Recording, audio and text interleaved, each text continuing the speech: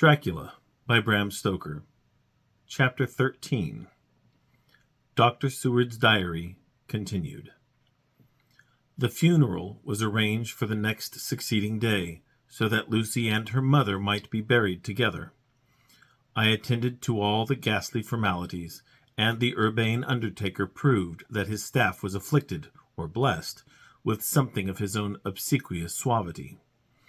Even the woman who performed the last offices for the dead remarked to me, in a confidential, brother-professional way, when she had come out from the death-chamber, "She makes a very beautiful corpse, sir. It's quite a privilege to attend on her. It's not too much to say that she will do credit to our establishment." I noticed that Van Helsing never kept far away. This was possible from the disordered state of things in the household. There were no relatives at hand, and as Arthur had to be back the next day to attend at his father's funeral, we were unable to notify anyone who should have been bidden. Under the circumstances, Van Helsing and I took it upon ourselves to examine papers, etc. He insisted upon looking over Lucy's papers himself. I asked him why, for I feared that he, being a foreigner, might not be aware of English legal requirements, and so might in ignorance make some unnecessary trouble. He answered me, I know. You forget that I am a lawyer as well as a doctor. But this is not altogether for the law. You knew that when you avoided the coroner. I have more than him to avoid. There may be papers more, such as this." As he spoke, he took from his pocketbook the memorandum which had been in Lucy's breast, and which she had torn in her sleep. "When you find anything of the solicitor who is for the late Mrs. Westenra, seal all her papers, and write him tonight. For me, I watch here in the room and in Miss Lucy's old room all night, and I myself search for what may be. It is not well that her very thoughts go into the hands of strangers."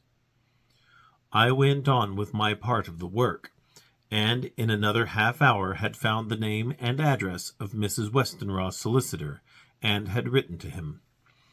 All the poor lady's papers were in order. Explicit directions regarding the place of burial were given.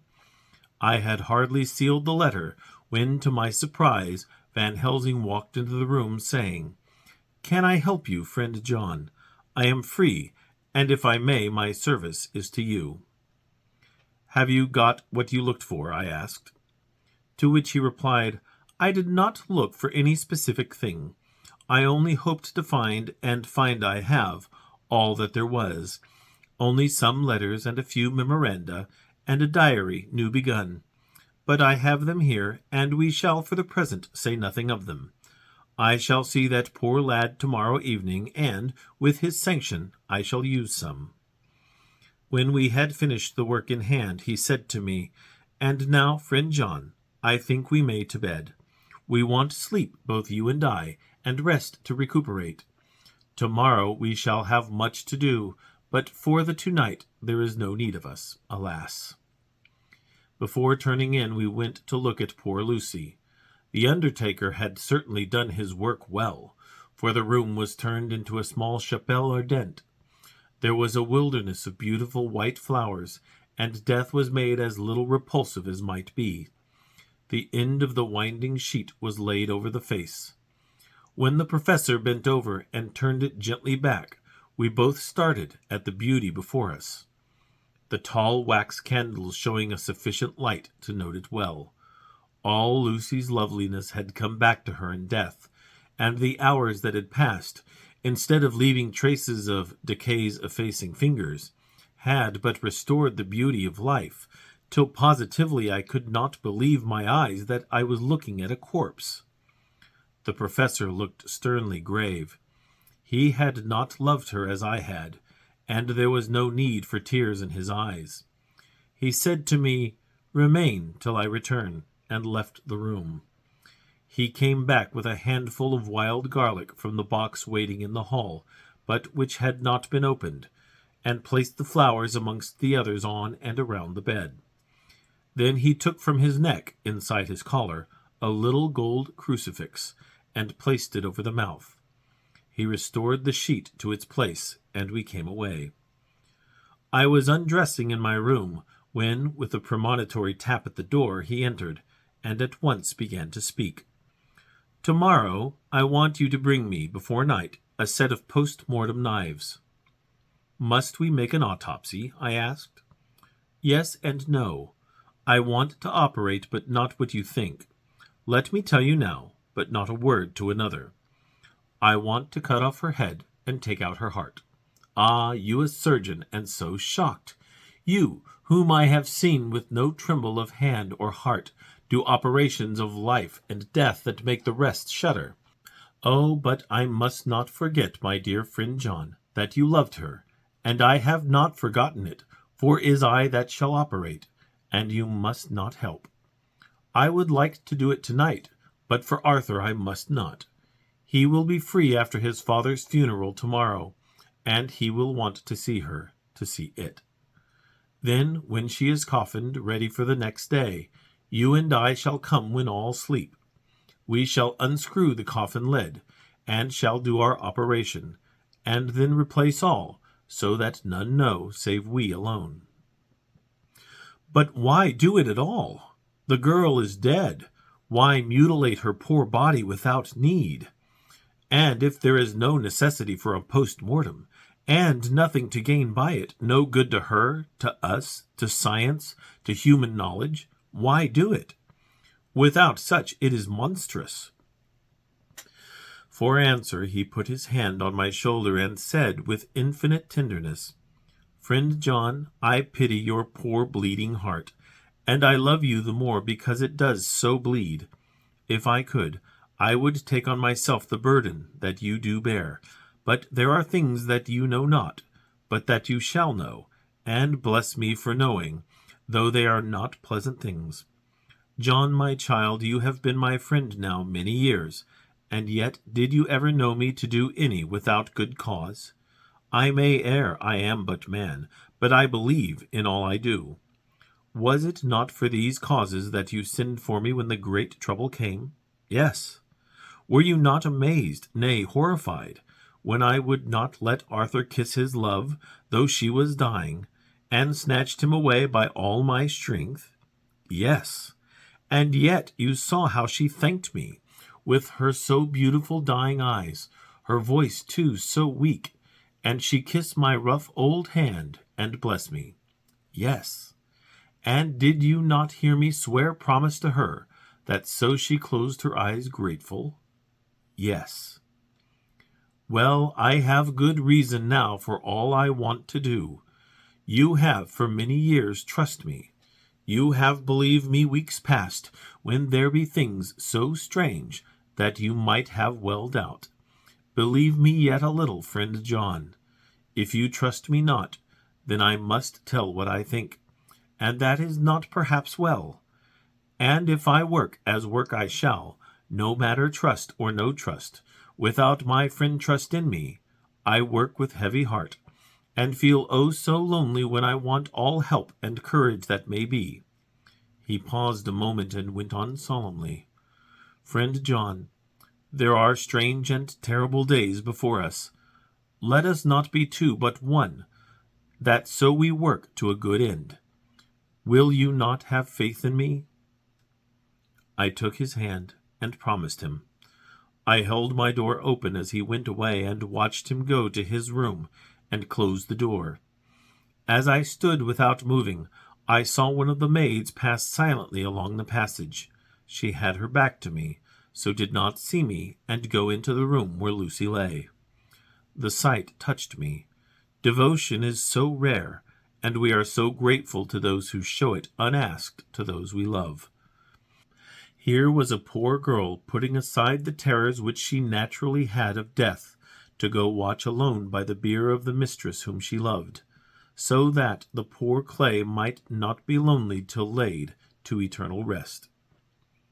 I must have slept long and soundly, for it was broad daylight when Van Helsing waked me by coming into my room. He came over to my bedside and said, "You need not trouble about the knives. We shall not do it." "Why not?" I asked, for his solemnity of the night before had greatly impressed me. "Because," he said sternly, "it is too late, or too early. See." Here he held up the little golden crucifix. "This was stolen in the night." "How stolen?" I asked in wonder, "since you have it now." "Because I get it back from the worthless wretch who stole it, from the woman who robbed the dead and the living. Her punishment will surely come, but not through me. She knew not altogether what she did, and thus unknowing, she only stole. Now we must wait." He went away on the word, leaving me with a new mystery to think of, a new puzzle to grapple with. The forenoon was a dreary time, but at noon the solicitor came, Mr. Markhand, of Holman, Sons, Markhand, and Litterdale. He was very genial, and very appreciative of what we had done, and took off our hands all cares as to details.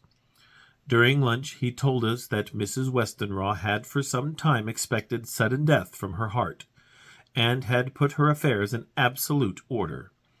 He informed us that, with the exception of a certain entailed property of Lucy's father, which now, in default of direct issue, went back to a distant branch of the family, the whole estate, real and personal, was left absolutely to Arthur Holmwood.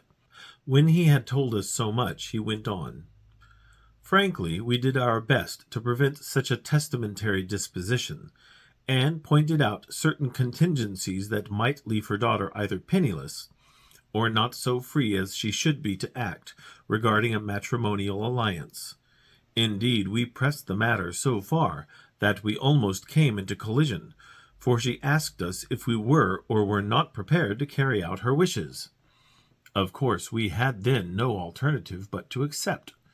We were right in principle, and 99 times out of 100 we should have proved, by the logic of events, the accuracy of our judgment. Frankly, however, I must admit that in this case any other form of disposition would have been rendered impossible the carrying out of her wishes. For by her predeceasing her daughter, the latter would have come into possession of the property, and, even had she only survived her mother by 5 minutes, her property would, in case there were no will, and a will was a practical impossibility in such a case, have been treated at her decease as under intestacy, in which case Lord Godalming, though so dear a friend, would have had no claim in the world, and the inheritors, being remote, would not be likely to abandon their just rights for sentimental reasons regarding an entire stranger. I assure you, my dear sirs, I am rejoiced at the result, perfectly rejoiced." He was a good fellow, but his rejoicing at the one little part, in which he was officially interested, of so great a tragedy was an object lesson in the limitations of sympathetic understanding. He did not remain long, but said he would look in later in the day and see Lord Godalming. His coming, however, had been a certain comfort to us, since it assured us that we should not have to dread hostile criticism as to any of our acts. Arthur was expected at 5 o'clock, so a little before that time we visited the death chamber. It was so in very truth, for now both mother and daughter lay in it. The undertaker, true to his craft, had made the best display he could of his goods, and there was a mortuary air about the place that lowered our spirits at once. Van Helsing ordered the former arrangement to be adhered to, explaining that, as Lord Godalming was coming very soon, it would be less harrowing to his feelings to see all that was left of his fiancée quite alone. The undertaker seemed shocked at his own stupidity, and exerted himself to restore things to the condition in which we left them the night before, so that when Arthur came such shocks to his feelings as we could avoid were saved. Poor fellow! He looked desperately sad and broken. Even his stalwart manhood seemed to have shrunk somewhat under the strain of his much-tried emotions. He had, I knew, been very genuinely and devotedly attached to his father, and to lose him, and at such a time, was a bitter blow to him. With me he was warm as ever, and to Van Helsing he was sweetly courteous. But I could not help seeing that there was some constraint with him. The professor noticed it too, and motioned me to bring him upstairs.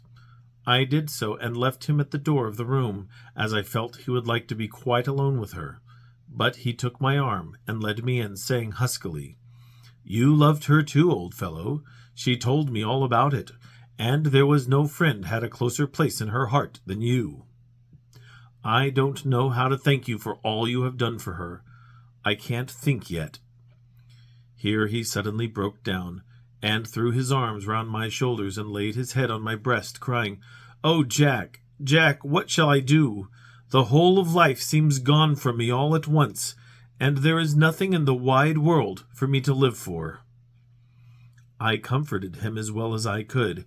In such cases men do not need much expression.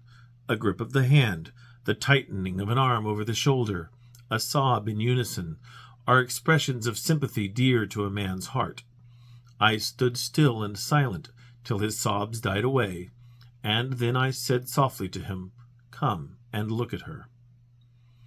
Together we moved over to the bed, and I lifted the lawn from her face.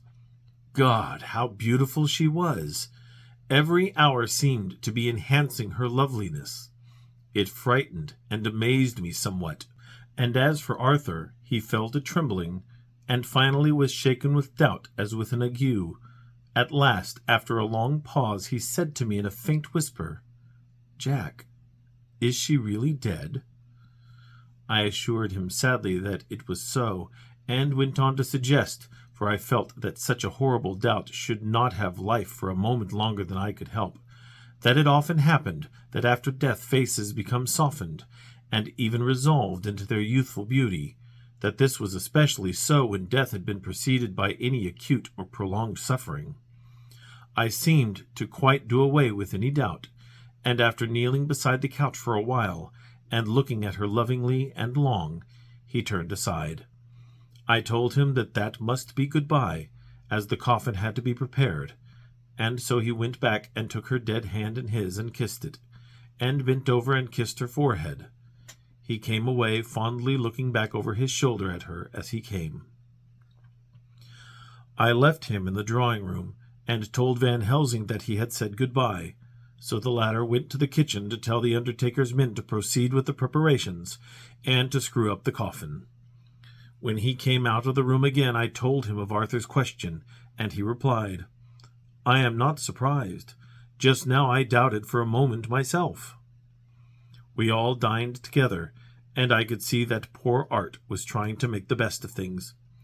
Van Helsing had been silent all dinner-time, but when we had lit our cigars, he said, "Lord," but Arthur interrupted him. "No, no, not that, for God's sake. Not yet, at any rate. Forgive me, sir, I did not mean to speak offensively. It is only because my loss is so recent." The professor answered very sweetly, "I only used that name because I was in doubt. I must not call you Mr., and I have grown to love you, yes, my dear boy, to love you as Arthur." Arthur held out his hand, and took the old man's warmly. "Call me what you will," he said. "I hope I may always have the title of a friend. And let me say that I am at a loss for words to thank you for your goodness to my poor dear."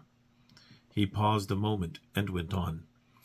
"I know that she understood your goodness even better than I do, and if I was rude or in any way wanting at that time you acted so, you remember."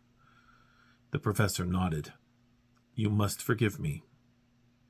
He answered with a grave kindness, "I know it was hard for you to quite trust me then, for to trust such violence needs to understand, and I take it that you do not, that you cannot, trust me now, for you do not yet understand. And there may be more times when I shall want you to trust when you cannot, and may not, and must not yet understand. But the time will come when your trust shall be whole and complete in me, and when you shall understand as though the sunlight himself shone through. Then you shall bless me from first to last for your own sake, and for the sake of others, and for her dear sake to whom I swore to protect." "And indeed, sir," said Arthur warmly, "I shall in all ways trust you. I know and believe you have a very noble heart, and you are Jack's friend, and you are hers. You shall do what you like."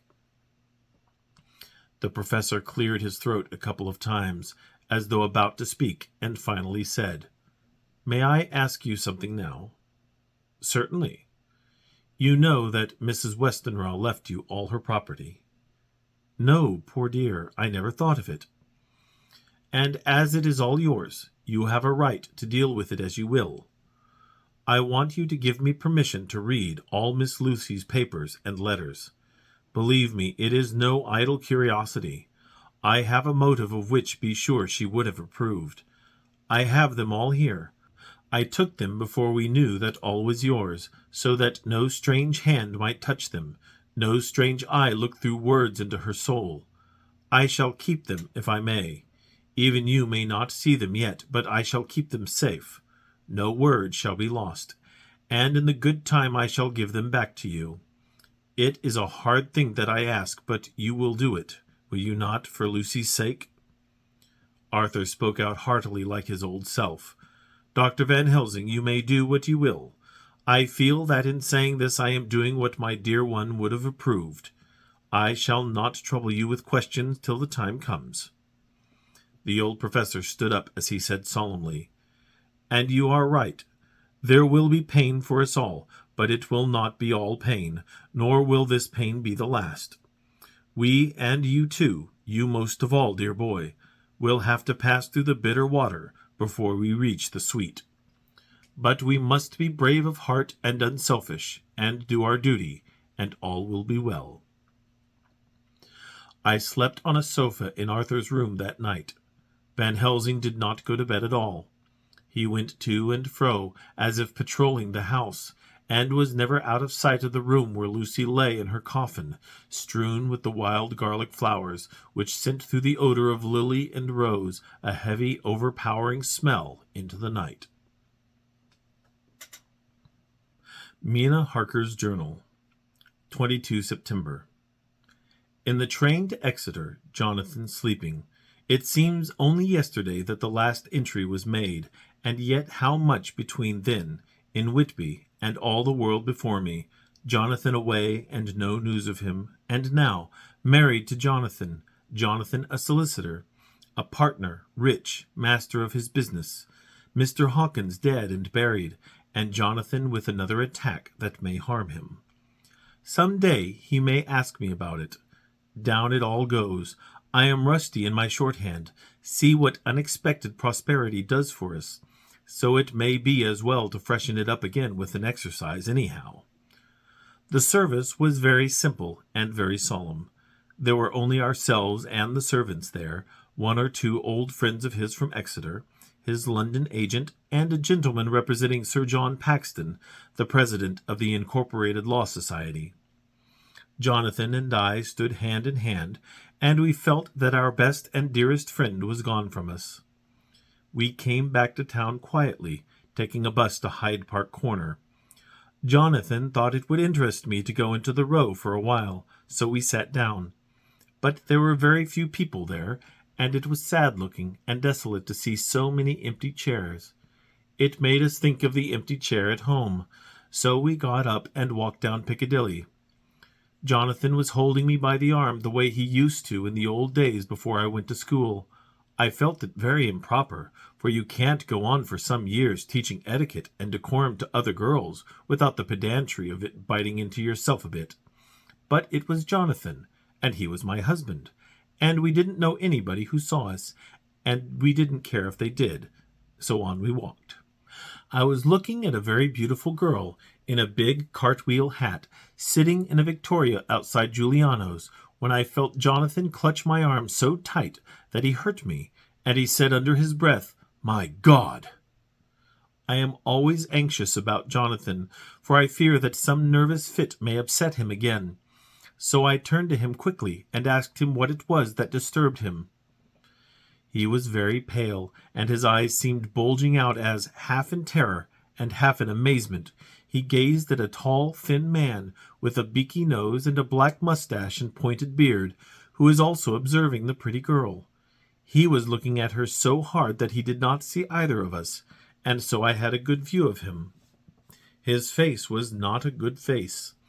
It was hard and cruel and sensual, and big white teeth, that looked all the whiter because his lips were so red, were pointed like an animal's. Jonathan kept staring at him, till I was afraid he would notice. I feared he might take it ill, he looked so fierce and nasty. I asked Jonathan why he was disturbed, and he answered, evidently thinking that I knew as much about it as he did. "Do you see who it is?" "No, dear," I said. "I don't know him. Who is it?" His answer seemed to shock and thrill me, for it was said as if he did not know that it was me, Mina, to whom he was speaking. "It is the man himself." The poor dear was evidently terrified at something, very greatly terrified. I do believe that if he had not had me to lean on and to support him, he would have sunk down. He kept staring. A man came out of the shop with a small parcel, and gave it to the lady, who then drove off. The dark man kept his eyes fixed on her, and when the carriage moved up Piccadilly, he followed in the same direction, and hailed a hansom. Jonathan kept looking after him, and said, as if to himself, "I believe it is the Count, but he has grown young. My God, if this be so! Oh, my God, if only I knew! If only I knew!" He was distressing himself so much that I feared to keep his mind on the subject by asking him any questions, so I remained silent. I drew away quietly, and he, holding my arm, came easily. We walked a little further, and then went in and sat for a while in the Green Park. It was a hot day for autumn, and there was a comfortable seat in a shady place. After a few minutes staring at nothing, Jonathan's eyes closed, and he went quickly into a sleep, with his head on my shoulder. I thought it was the best thing for him, so did not disturb him. In about 20 minutes he woke up, and said to me quite cheerfully, "Why, Mina, have I been asleep? Oh, do forgive me for being so rude. Come, and we'll have a cup of tea somewhere." He had evidently forgotten all about the dark stranger, as in his illness he had forgotten all that this episode had reminded him of. I don't like this lapsing into forgetfulness. It may make or continue some injury to the brain. I must not ask him, for fear I shall do more harm than good, but I must somehow learn the facts of his journey abroad. The time is come, I fear, when I must open the parcel, and know what is written. Oh, Jonathan, you will, I know, forgive me if I do wrong, but it is for your own dear sake. Later. A sad homecoming in every way, the house empty of the dear soul who was so good to us. Jonathan still pale and dizzy under a slight relapse of his malady, and now a telegram from Van Helsing, whoever he may be.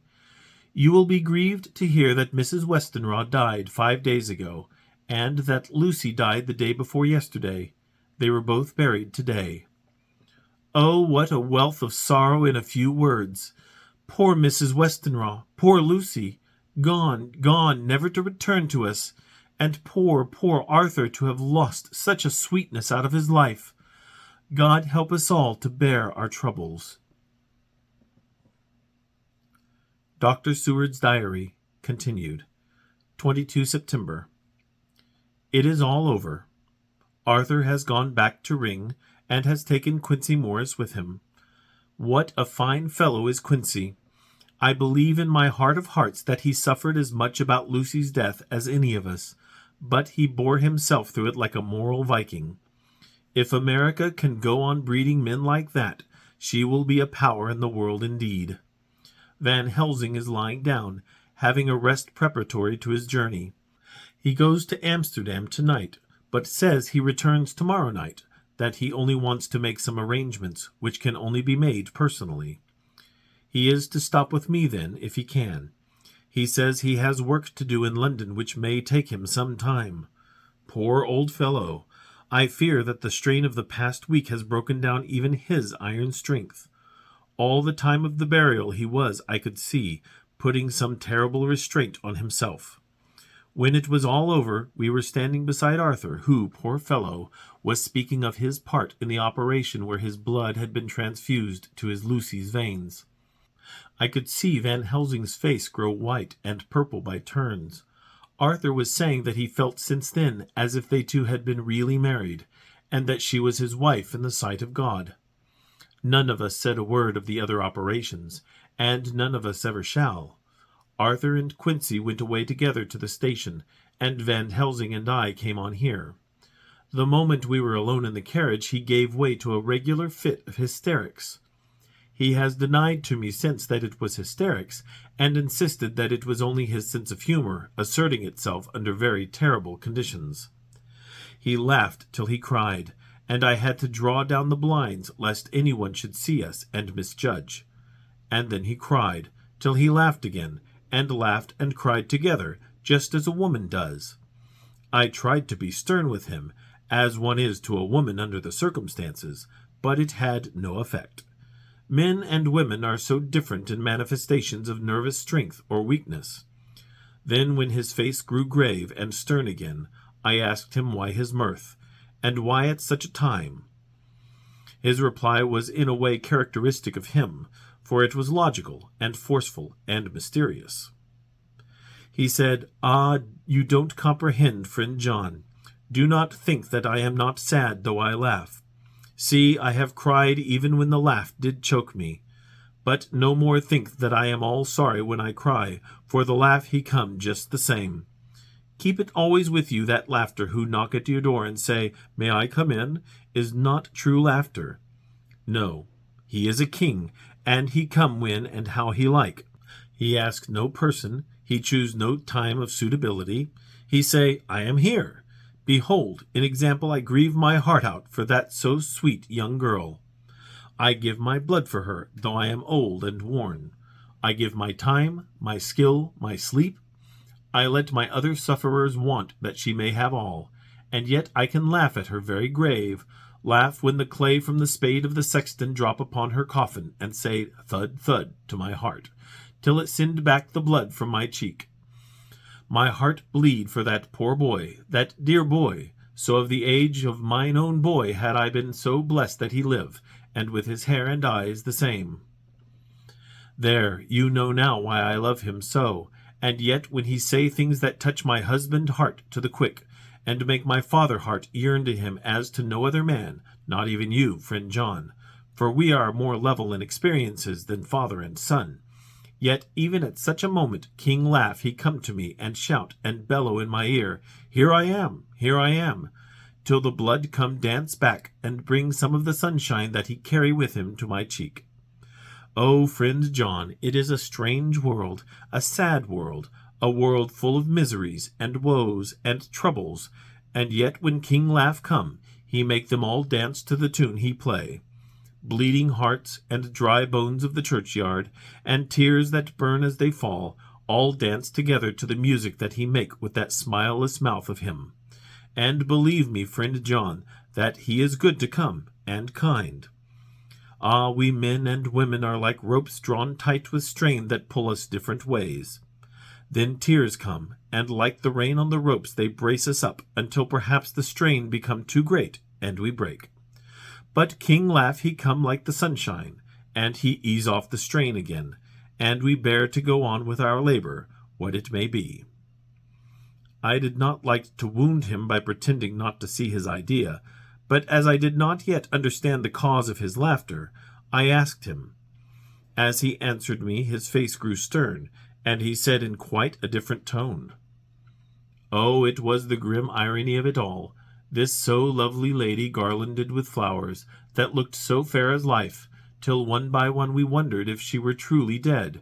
She laid in that so fine marble house, in that lonely churchyard, where rest so many of her kin, laid there with the mother who loved her, and whom she loved, and that sacred bell going toll, toll, toll, so sad and slow, and those holy men, with the white garments of the angel, pretending to read books, and yet all the time their eyes never on the page, and all of us with the bowed head.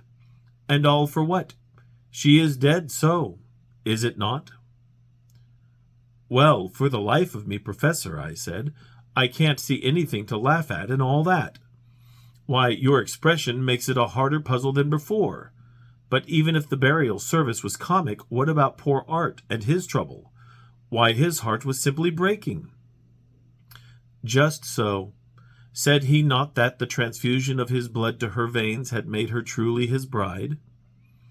Yes, and it was a sweet and comforting idea for him. Quite so. But there was a difficulty, friend John. If so that, then what about the others? Ho, ho! Then this so sweet maid is a polyandrist, and me, with my poor wife dead to me, but alive by church's law, though no wits all gone, even I, who am faithful husband to this now no wife, am bigamist. I don't see where the joke comes in there either, I said, and I did not feel particularly pleased with him for saying such things. He laid his hand on my arm and said, Friend John, forgive me if I pain. I showed not my feeling to others when it would wound, but only to you, my old friend, whom I can trust. If you could have looked into my heart then when I want to laugh, if you could have done so when the laugh arrived, if you could do so now, when King Laugh have pack up his crown, and all that is to him, for he go far, far away from me, and for a long, long time, maybe you would perhaps pity me the most of all. I was touched by the tenderness of his tone and asked why. Because I know. And now we are all scattered, and for many a long day loneliness will sit over our roofs with brooding wings. Lucy lies in the tomb of her kin, a lordly death-house in a lonely churchyard, away from teeming London, where the air is fresh, and the sun rises over Hampstead Hill, and where the wildflowers grow of their own accord. So I can finish this diary, and God only knows if I shall ever begin another. If I do, or if I even open this again, it will be to deal with different people and different themes, for here at the end, where the romance of my life is told, ere I go back to take up the thread of my life work, I say sadly and without hope, finis. The Westminster Gazette, 25 September, a Hampstead Mystery. The neighborhood of Hampstead is just at present exercised with a series of events which seem to run on lines parallel to those of what was known to the writers of headlines as the Kensington Horror, or the Stabbing Woman, or the Woman in Black. During the past 2 or 3 days, several cases have occurred of young children straying from home or neglecting to return from their playing on the heath. In all these cases the children were too young to give any properly intelligible account of themselves, but the consensus of their excuses is that they had been with a bloofer lady. It has always been late in the evening when they have been missed, and on 2 occasions the children have not been found until early in the following morning. It is generally supposed in the neighborhood that, as the first child missed gave as his reason for being away that a bloofer lady had asked him to come for a walk, the others had picked up the phrase, and used it as occasion served. This is the more natural as the favorite game of the little ones at present is luring each other away by wiles. A correspondent writes to us that to see some of the tiny tots pretending to be the bloofer lady is supremely funny. Some of our caricaturists might, he says, take a lesson in the irony of grotesque by comparing the reality and the picture. It is only in accordance with general principles of human nature that the bloofer lady should be the popular role at these al fresco performances. Our correspondent naively says that even Ellen Terry could not be so winningly attractive as some of these grubby-faced little children pretend, and even imagine themselves to be. There is, however, possibly a serious side to the question, for some of the children, indeed all who have been missed at night, have been slightly torn or wounded in the throat. The wounds seem such as might be made by a rat or a small dog, and although of not much importance individually, would tend to show that whatever animal inflicts them has a system or method of its own. The police of the division have been instructed to keep a sharp lookout for straying children, especially when very young, in and around Hampstead Heath, and for any stray dog which may be about. The Westminster Gazette, 25 September Extra Special. The Hampstead Horror. Another child injured. The bloofer lady.